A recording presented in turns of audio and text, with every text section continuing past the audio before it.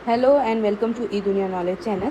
आज हम लोग सबसे बड़ा एक टसल ग्लोबली चल रहा है टू जो सोशल मीडिया जायंट्स हैं उनके बीच में। और वो कौन कौन से सोशल मीडिया जायंट्स हैं जिनके बीच में कॉन्फ्लिक्ट चल रहा है। पहला एलन मस्क, जिन्होंने ट्विटर को कुछ महीनों पहले ख़रीद लिया था। कितने में ख़रीद लिया था? $5 मिलियन में। और वहीं रिसेंटली मार्क जुकरबर्ग, जो थ्रेड नाम का एक नया सोशल मीडिया प्लेटफॉर्म इन्होंने लॉन्च किया है।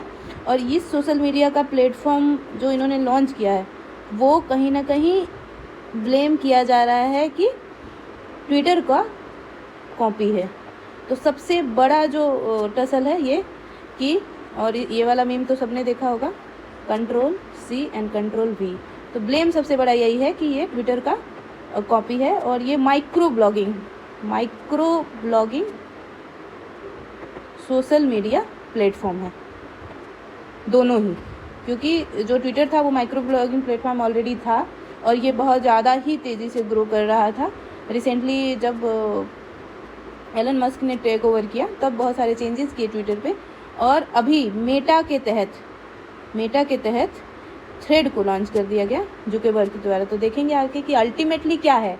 क्या मार्क जुकरबर्ग ने एक बोल्ड अटेम्प्ट लिया है चैलेंज करने के लिए एलन मस्क को, या ये जस्ट कॉपी पेस्ट है जैसा कि एलन मस्क ब्लेम कर रहे हैं। ट्विटर कहीं ना कहीं इस पे केस भी करेगी और कर दिया है केस एक्चुअली। और जो अब देखना होगा कि अल्टीमेटली किसके फेवर में जाता है। क्या ये प्लेजरिज्म जिसको बोलते हैं, या क्या ये कॉपी पेस्ट है या नहीं है। चलिए देखते हैं अल्टीमेटली क्या है। जो थ्रेड प्लेटफॉर्म है उसका सबसे बड़ा जो ब्लेम किया जा रहा है, या सबसे बड़ा उसका जो मॉडल है वो किस तरह का है? ट्विटर की ही तरह का मॉडल है।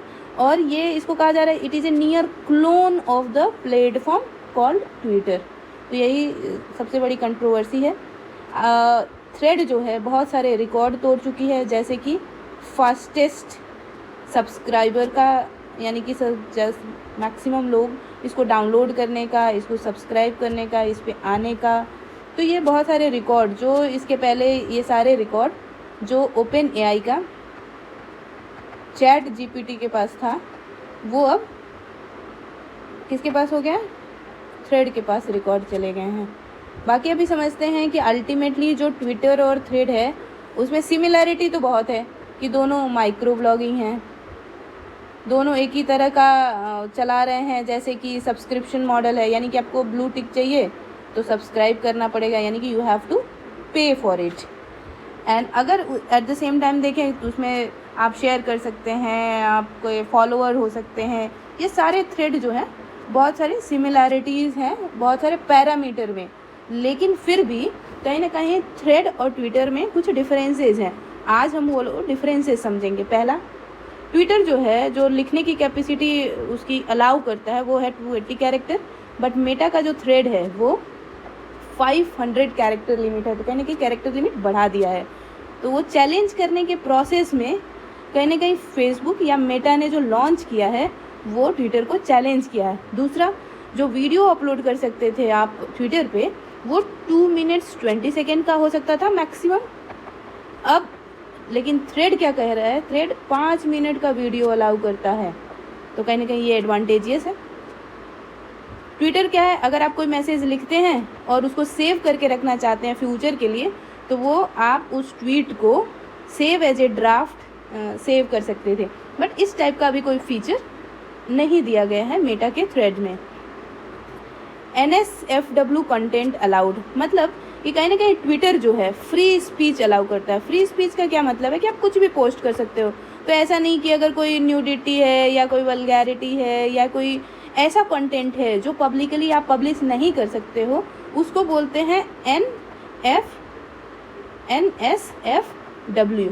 यानी कि ये जो कंटेंट है वो, आगे इसके बारे में और डिटेल में समझेंगे, लेकिन ये जो कंटेंट है वो क्या है, ट्विटर अलाउ करता है। क्योंकि ट्विटर कहीं ना कहीं फ्री स्पीच को प्रमोट करता है। एलन मस्क खुद ट्विटर पे बैन थे कुछ टाइम के लिए अपने फ्री स्पीच के, या कहीं ना कहीं मैनिपुलेटेड ट्वीट करने के लिए।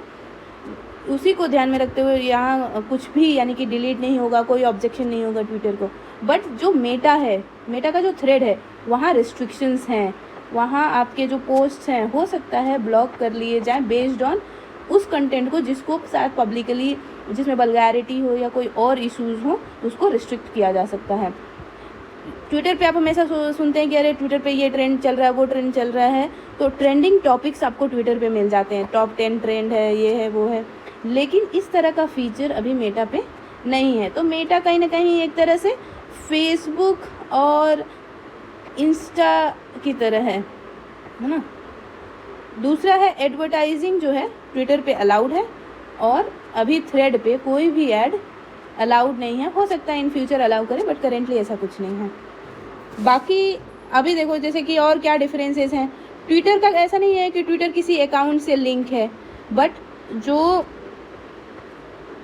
थ्रेड है वो आपका इंस्टाग्राम के अकाउंट से, यानी कि आप जब थ्रेड पे ज्वाइन करेंगे तो ये इंस्टाग्राम वाला जो फॉलोअर है आपको वो भी वहीं पे मिल जाएंगे। ये एक एडवांटेज है।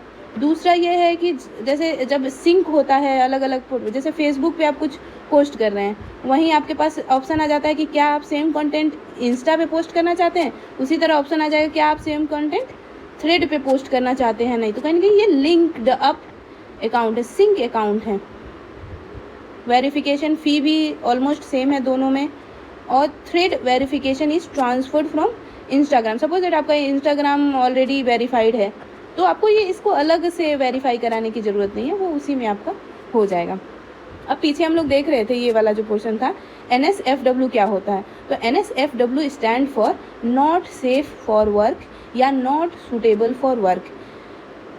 बोल रहा है कि this term you have already seen in terms of social media. Social media में बहुत ही पॉपुलर है।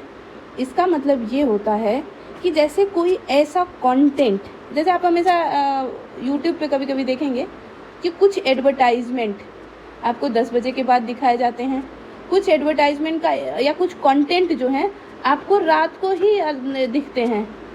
तो उस तरह का जो पीरियड जैसे 10 से 6 आपको दिखते हैं, है ना।